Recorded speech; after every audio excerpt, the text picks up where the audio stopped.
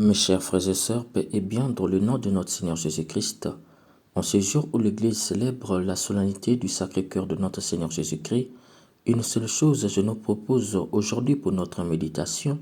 En Jésus, Dieu est aussi notre Mère. Aujourd'hui, nous célébrons le Sacré-Cœur de notre Seigneur Jésus-Christ. Nous le savons, tout être humain est doté d'un cœur. Très souvent, le cœur nous est présenté comme l'organe de la respiration, ce qui est diamétralement contraire à la vision biblique du cœur. Pour les auteurs bibliques, le cœur a la même fonction que la mémoire. C'est le lieu de l'intelligence et de la volonté. Dans les deux testaments, l'Ancien et le Nouveau, le cœur est le lieu où doit être sélectionné et collectionné toutes les informations importantes qui nous mettent en mouvement. C'est aussi dans le cœur que ces informations doivent être ordonnées, organisées et interprétées. C'est enfin dans le cœur que ces conclusions pour une action ou un engagement pourront être le mieux initiées. C'est dans ce sens qu'il nous offre 4 sens précis de la vision biblique du cœur. Pour les auteurs de la Bible, le premier sens du cœur est que le cœur est le siège de la mémoire. C'est le lieu qui nous rappelle notre connexion. C'est le lieu de la méditation. C'est là que l'homme se rencontre personnellement avec Dieu. C'est le sanctuaire secret et sacré de tout homme où Dieu vient se déposer, se poser et se reposer. C'est pour cela qu'il est le lieu de l'amour. Le deuxième sens est que le cœur est le siège de l'intelligence. Il faut entendre par là le lieu dans lequel s'organisent dans un ordre particulier et dans une interprétation les informations collectées. C'est le lieu de l'intelligence des Écritures. C'est grâce à lui que tout homme entre dans la compréhension du projet du salut et d'amour que nous offre notre Seigneur Jésus-Christ. C'est dans ce sens qu'il est demandé de comprendre et de parler avec le cœur et non avec la tête. C'est dans ce sens qu'il nous est demandé de contempler et non de regarder les choses. Le troisième sens est que le cœur est le siège du bien et du mal, le moteur, la motivation ou l'énergie de la volonté et de l'action. C'est le lieu de la provenance des passions. De ce lieu viennent toute bonne action et toute mauvaise action. C'est dans ce sens que Jésus dira que ce n'est pas ce qui entre de la bouche qui rend impur, mais c'est ce qui sort de l'homme qui le rend impur. Le quatrième sens enfin est que le cœur est le siège où se situe ce qui fait la particularité et la singularité de la personne humaine. C'est le lieu de l'expression des dons. Cependant, nous célébrons le Sacré-Cœur de notre Seigneur Jésus-Christ. En quoi son cœur nous est donné comme modèle et lieu d'adoration et de contemplation? La réponse, nous la trouvons dans l'évangile de ce jour. En effet, Saint Luc nous dit, Jésus disait aux pharisiens et aux scribes cette parabole. Quelqu'un d'entre vous possède 100 brebis. Si l'on perd une, ne laisse-t-il pas les 99 autres dans le désert pour aller chercher celle qui est perdue jusqu'à ce qu'il la retrouve? Quand il l'a trouvée, il la met tout joyeux sur ses épaules, puis, de retour à la maison, il appelle ses amis et ses voisins et leur dit « Réjouissez-vous avec moi, j'ai retrouvé ma brebis qui était perdue. » De même, vous dis-je, il y aura plus de joie dans le ciel pour un pécheur pénitent que pour 99 justes qui n'ont pas besoin de repentance. Mes chers frères et sœurs, nous sommes en face d'une parabole. Il nous faut trouver la pointe pour ne pas faire une interprétation erronée. La pointe de cette parabole est l'abandon de 99 brebis. Le berger de cette parabole laisse 99 brebis seules au pâturage pour aller chercher une seule brebis égarée. Humainement, c'est impossible. C'est pourquoi Jésus, en disant « Quelqu'un d'entre vous », il faut entendre par là l'ironie, car aucun pharisien et aucun scribe ne peut faire ce que ce berger a fait. Car il faut être un fou pour agir ainsi. Un homme normal dira « Une brebis perdue, ce n'est pas grave. C'est sûr qu'elle a été dévorée par un loup ou elle a été volée, vendue et même tuée. Je ne veux pas abandonner mes 99 brebis pour aller chercher une seule brebis égarée, de peur de perdre 99 brebis. » On appelle cela en physique la théorie du tout et de la partie. Mais le berger de notre parabole n'est pas ainsi. Il ne parle pas ainsi. Il s'inscrit en l'encontre de la sagesse humaine. Il laisse tout son troupeau pour se préoccuper du sort d'une seule brebis. La question que nous pouvons nous poser est la suivante. Pourquoi a-t-il laissé les 99 brebis pour aller chercher une seule brebis égarée? La réponse est la suivante. Ce berger abandonne 99 brebis seules, c'est parce qu'elles sont ensemble. Il a conscience qu'elles ne risquent rien. Il a donc conscience qu'à son absence, elles ne risqueront rien, puisqu'elles sont ensemble. C'est pour cela qu'il ose les laisser en danger. Ce berger n'a donc pas peur. Étant ensemble, il sait qu'elles sont reliées. Le berger sait que les brebis vont s'entraider les unes avec les autres. Si un loup s'approche, elles vont mettre les petits agneaux au milieu du troupeau et les béliers avec leurs cornes sur les bords du troupeau pour repousser les loups. Étant un troupeau resté groupé, les bêtes féroces ne peuvent rien faire. Les brebis sont reliées les unes avec les autres comme dans une famille où les liens familiaux sont très forts. Ces brebis sont indivisibles, l'union fait leur force. Le sens théologique que Saint Luc veut nous donner est l'image de l'Église avec la communauté chrétienne reliée les uns les autres. Pour Jésus, les enfants de Dieu sont unis. La famille de tous ceux qui ont été baptisés sont réunis dans l'unité de Dieu.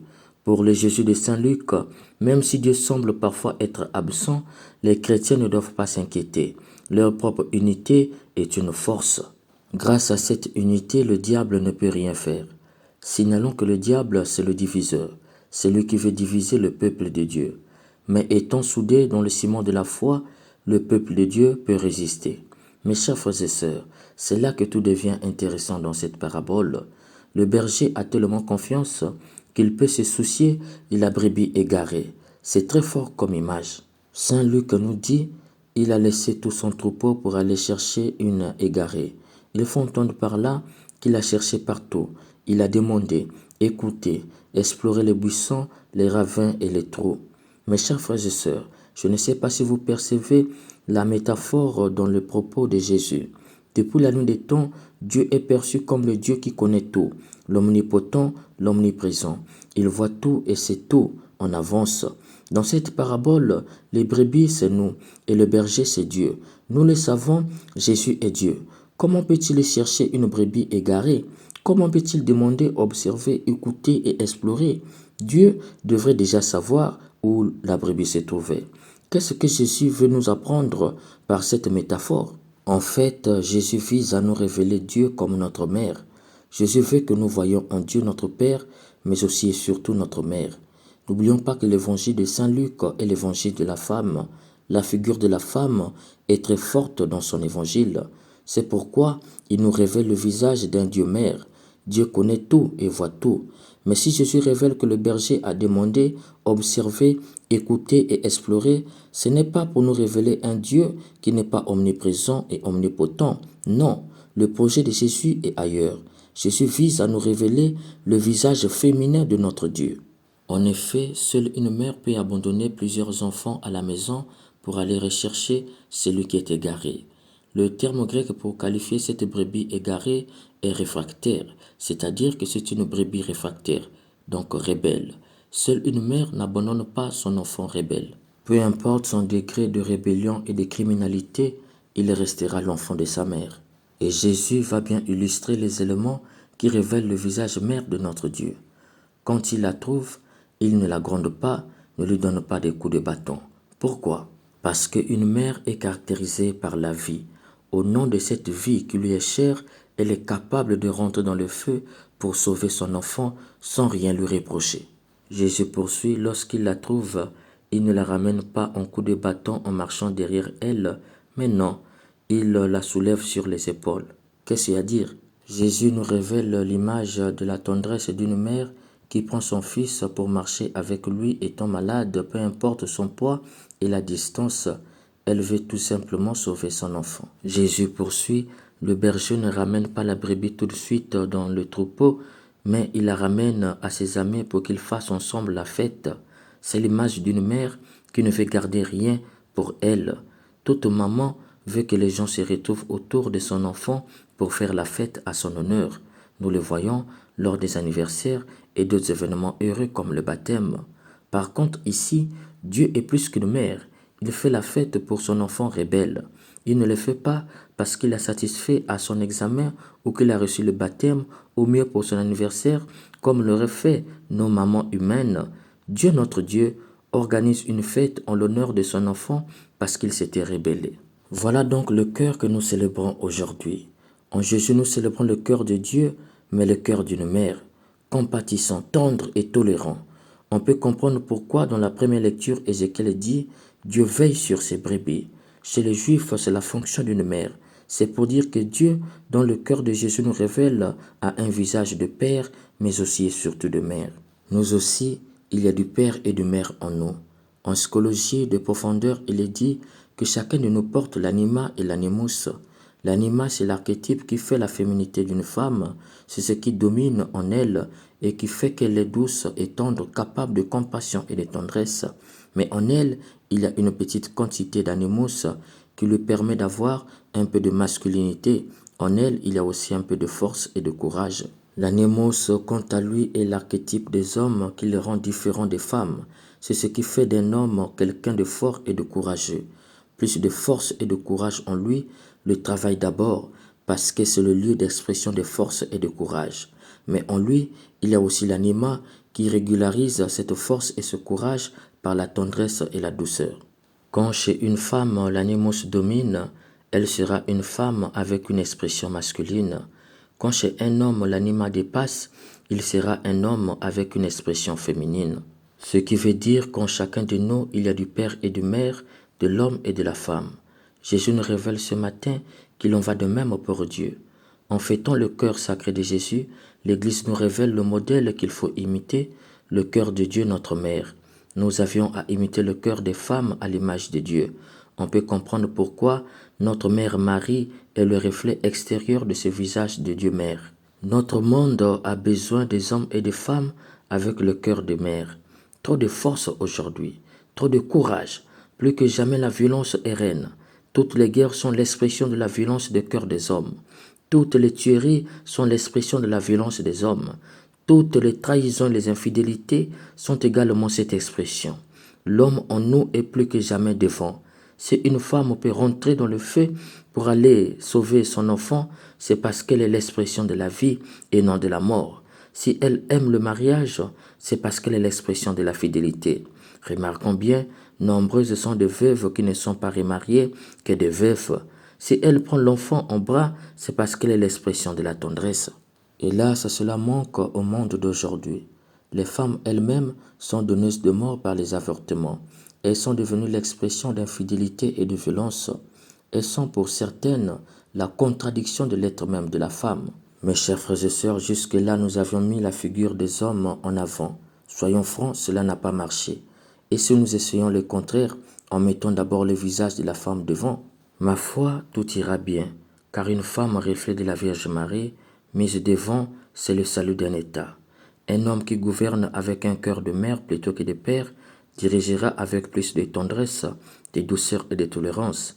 Il fera tout pour protéger la vie, même de ses ennemis. S'il y a assez de violence par-ci par-là dans le monde, c'est parce que la douceur est absente de nos cœurs.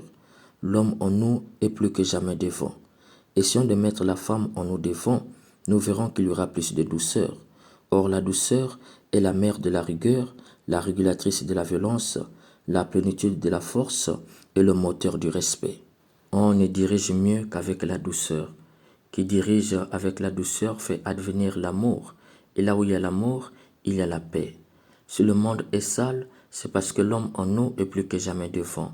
Mettons la femme en nous devant, elle qui est l'expression de la propriété, nous verrons que le monde sera propre. Puisse l'Esprit Saint nous aider à imiter le cœur de Jésus qui nous révèle le visage mère de Dieu, afin que la violence soit bannie en nous, autour de nous, et que la vie triomphe des tueries. Amen.